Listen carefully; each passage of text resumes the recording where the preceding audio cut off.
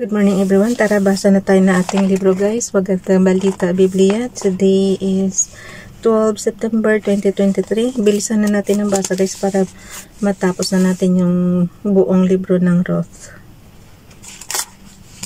Ruth chapter 3. Naging mabuti kay Ruth si Boaz. Basa. Ruth chapter 3 verse 1. Isang araw ay kinausap ni Naomi si Ruth. Sabi niya, anak, kailangang ihanap kita ng magiging asawa upang magkaroon ka ng sariling tahanan. Verse 2. Natatandaan mong sinabi ko sa iyo noon na kamag-anak natin si Boaz, mga manggagawa niya ang mga kasama mo sa bukid ngayon.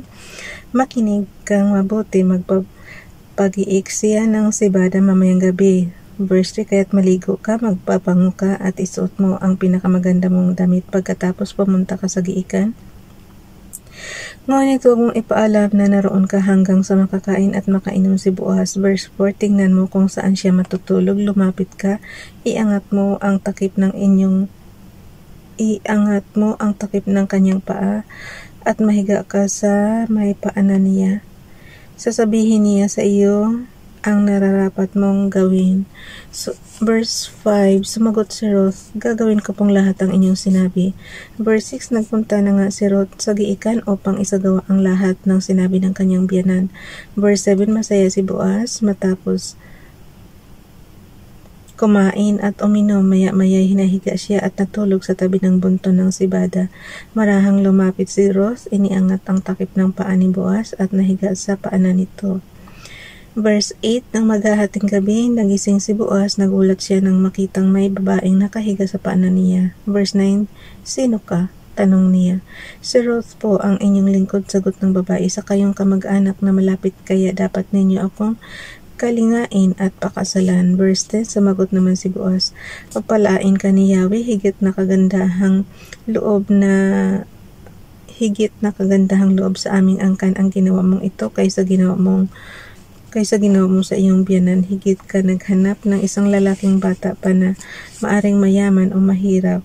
Verse 11, ipanatag mo ang iyong loob, nalalaman ng buong bayan na isa kang mabuting babae, gagawin ko ang lahat ng sinabi mo. Verse 12, totoo ngang ako'y malapit ninyong kamag-anak at may tungkulin sa iyo, ngunit may isang mas malapit na kamag-anak kaysa sa akin. Verse 13, dito ka muna hanggang madaling araw, bukas ng umaga aalamin natin kung pakakasalan ka ng lalaking sinasabi ko.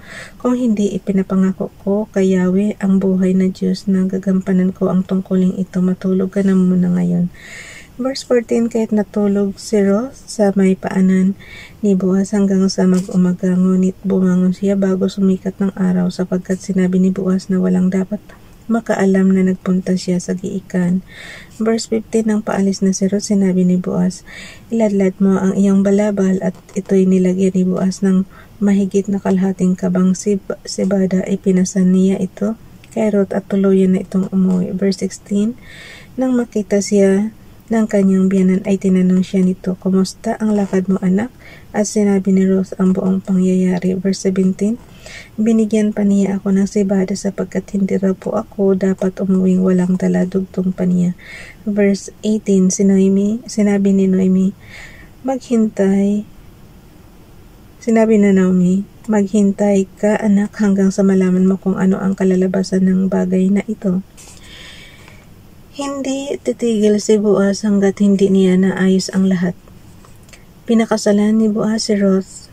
Ruth chapter 4, nagtungo si Boaz sa may pintuan ng lungsod at naupo roon. Di nagtagal, dumaan ang tintukoy niyang pinakamalapit na kamag-anak ni Elimelech. Pinsan, sandali lang. Maupo ka rito at may sasabihin ako sa iyo, sabi niya. Lumapit naman ang tinawag at naupo sa tabi ni Boaz. Verse 2, tumawag si Boaz ng 10 pinuno ng bayan at inanyayahan ding maupo roon. Verse 3, pagkatapos sinabi niya sa kanyang kamag-anak, ngayong nagbalik na si Naomi buhat sa Moab, nais niyang ipagbili ang bukid ng kamag-anak nating si Elimelech. Verse 4, sa palagay ko'y dapat mo itong malaman sapagkat ikaw ang unang may karapatang bumili niyon.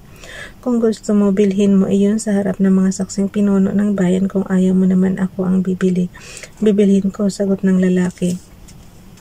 Verse 5, agad na sinabi ni Boaz, kung bibilhin mo kay Naomi ang bukid kasama sa bilihan si Ruth, ang Moabitang biyuda ng ating pinsan, upang ang bukid ay manatili sa angkan ng namatay. Verse 6, pagkarinig niyo, sumagot ang lalaki, kung ganoon hindi ko nagagamitin ang aking karapatan sapagkat manganganib namang mawala ang sarili kong mana, ikaw na ang bumili. Verse 7, ganito ang kaugalian sa Israel noong unang panahon kapag tinubos o binili ang isang ari-arian, hinuhubad ng nagpatubos o nagbenta ang kanyang sandalyas at ibinibigay sa bumili bilang katibayan ng kanilang kasunduan. Verse 8, kahit nang sabihin ng lalaki kay Boaz na siya na ang bumili, hinubad nito ang kanyang sandalyas at ibinigay kay Boaz.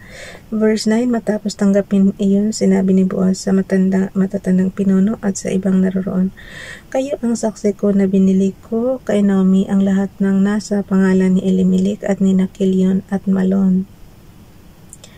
Verse 10, kasama sa bilihang ito ay magiging asawa ko si Ruth at ang Moabitang, ulitin ko guys ha. Ruth chapter 4 verse 10, kasama sa bilihang ito ay magiging asawa ko si Ruth, ang Moabitang biyuda ni Malon, upang manatili sa angkan ng namatay ang mga ari-arian. Sa pamamagitan nito'y manatiling buhay ang kanyang pangalan sa hanay ng kanyang kamag-anakan at sa kanyang bayan. Inuulit ko, saksi kayo sa bagay na ito. Verse 11, at sila'y sumagot, oo, saksi kami. Sinabi naman ng matatanda, pagpalain nawa ni Yahweh ang babaeng iyon at bigyan ng maraming anak gaya ni Raquel at Leah na pinagmula ng lahing Israel. Ikaw naman, Boaz, sumagana ka nawa sa Ephrata at kilalanin sa buong Bethlehem.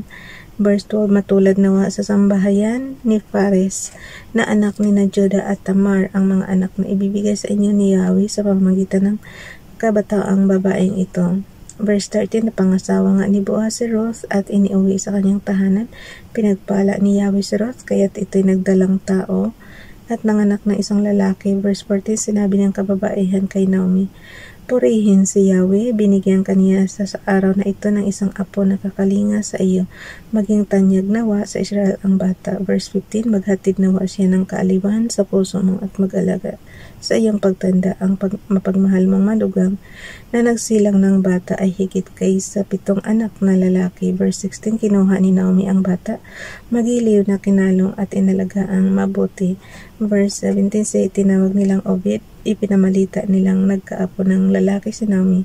So, si Obed ang siyang ama ni Jesse na ama naman ni David. Ang angka ni David. Ruth chapter 4 verse 18 to 22. Ito ang pagkasunod ng angkan mula kay Fares hanggang kay David. Fares, Hezron, Ram, Aminadab, Naason, Salmon, Boaz, Obed, Jesse at David. Ayun, hanggang dyan na lang guys. Bukas nandito na tayo sa aklat ng unang Samuel. Ay, wait lang ha. Tingnan ko muna. Yep. Samuel. Nakalagay dito unang Samuel. Bakit may pangalawang Samuel ba?